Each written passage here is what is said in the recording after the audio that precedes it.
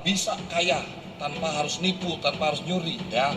Manjada wajada, kun fayakun, jangan ngatur Tuhan. Perusahaan yang udah hampir kayak Tuhan lah ya. Jadi semua bisa dikerjain gitu. Jadi dia bilang di lagunya jangan atur Tuhan, Tuhannya dia sendiri gitu. Ini yang lucu, ya kan? Kocak. Tanpa kuliah, simsalabim, kun fayakun, muji Tuhan. Mundur yuk. Sekitar di menit ke 14.58an. 14.58. Nanti ada di kronologi saya kirimkan ke teman-teman. Pak, ngapunten, itu hasil riset jenengan itu videonya diunggah kapan? Dibuat kapan, Pak? Ini kalau sesuai dibuat kira-kira 15 April. 15 April. 15 April ya. Ya. Pak, diperjelas jenengan melaporkan itu 2 orang atau 1 orang?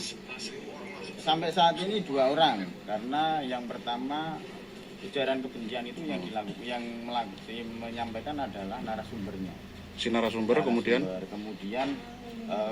yang mengundang podcast, yang mengundang itu adalah yang dokter. Profesi dokter tersebut. Nah, hal itu tentu beda ketika 156 KUHP A itu adalah bagian daripada mereka yang menyampaikan dugaan ujaran penodaan agama tersebut. Tetapi yang transaksi elektronik pasal 28 tersebut, Undang-Undang Nomor 19 Tahun 2016 itu tentu penyebaran tentang transaksi elektroniknya, yang kemudian nanti akan dibidik, dilaporkan secara terpisah ataupun nanti dilaporkan secara bersama-sama. Tapi sampai saat ini diskusi kami dengan teman-teman di Pemuda Nahdliyin itu dilaporkan keduanya. Diperjelas Pak, inisial dari si pengacara yang dilaporkan itu siapa? Boleh ini saya perjelas. Langsung perjelas namanya Pak siapa? Setelah kami langsung perjelas namanya ya, coba dibuka dokumennya. Dalam tertulis kami ini dipegang Pak, ditunjukkan. Nah, sip, mantap. Sip. Satu tunjuk DR gelar profesi dokter, diduga dilakukan oleh Richard Lee Mars. Yang kedua Arif Edison dengan berinisial AE.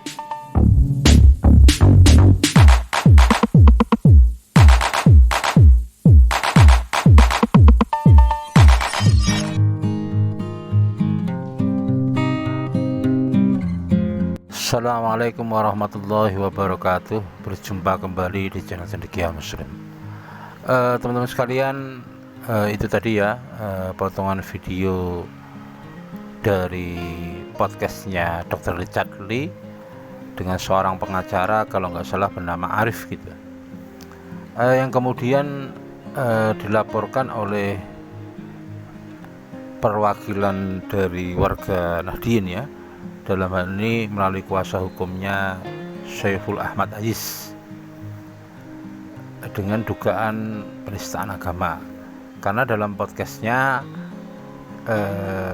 pengacara yang diundang oleh Dr. Richard Lee, yaitu Bang Arif, itu sempat dianggap mensejajarkan idiom simsalabim dengan kun fayakun. Idiom yang ada dalam dunia sulap disejajarkan dengan kun fayakun yang ada dalam Al-Quran. Karena lafaz kun fayakun ini beberapa kali ada dalam Al-Quran. Salah satunya ada dalam Quran surat Yasin ayat 82. Innama amruhu idza arada syai'an ayyaqula lahu kun fayakun. Jika Allah menghendaki segala sesuatu, maka cukup berkata kun fayakunu, maka terjadi. Dengan perintah kun, jadilah, fayakun, maka terjadi. Teman-teman sekalian, pelaporan dari perwakilan Nahdliyin ini ya, sekali lagi karena Richard Lee dan tamunya dianggap telah melakukan penistaan agama, mensejajarkan idiom simsalabim dengan kalimat kun fayakun.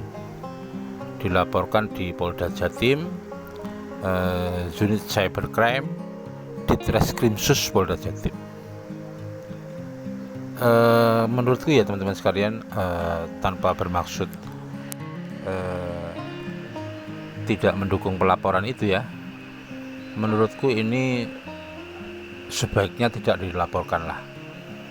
Karena menurutku perkataan dari pengacara Arif yang diundang di podcastnya Dr. Richard Lee itu tidak ada maksud untuk melecehkan ayat Al-Quran ya. Itu hanya sebatas ketidaktahuan yang bersangkutan, perbedaan antara simsalabim dengan kun fayakun.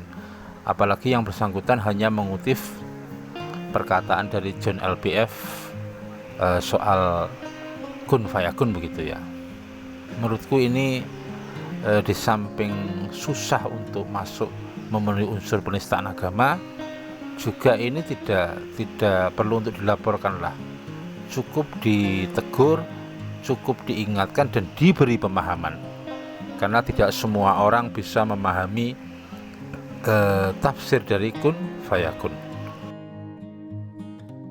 Teman-teman sekalian, memang di kalangan umat Islam sendiri masih banyak ya yang berpikir bahwa kun fayakun itu seolah-olah sesuatu itu langsung jadi begitu.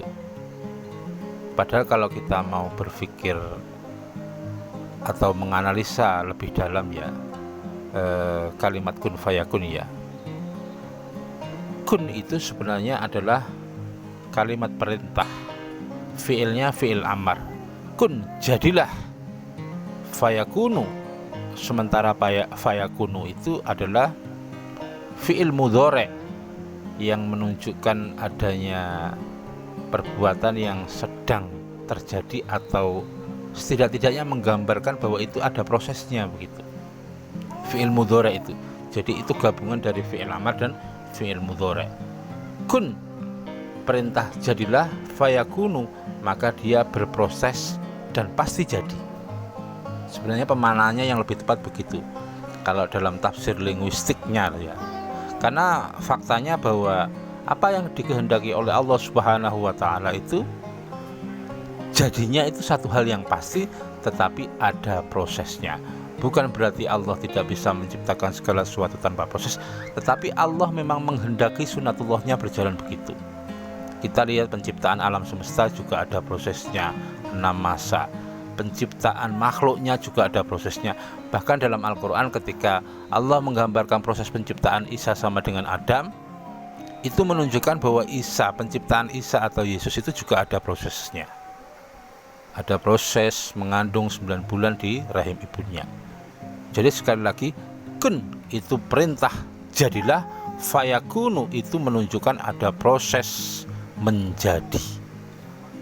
Tetapi intinya ketika Allah berkehendak kun, berfirman kun jadilah, maka dipastikan segala sesuatu itu akan jadi meskipun tetap melalui proses. Demikian kurang lebihnya, mohon maaf. Assalamualaikum warahmatullahi wabarakatuh.